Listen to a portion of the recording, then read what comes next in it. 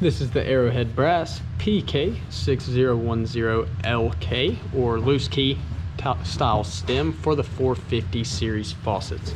Now if we get it out of the packaging here, you'll see it'll come with the complete stem assembly, as well as a short little list of instructions for installation right here. Now when taking measurements of these stems to try to locate like the replacement stem or the length you need, you always want to make sure that this rubber end piece or the check assembly is pressed into the body, because it will pop out. Just make sure to press it in before taking that measurement.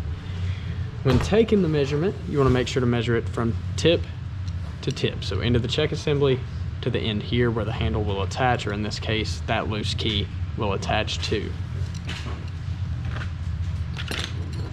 If we line it up here, measure it from the end of the check assembly to where the loose key will attach, you can see it measures right at 14 inches.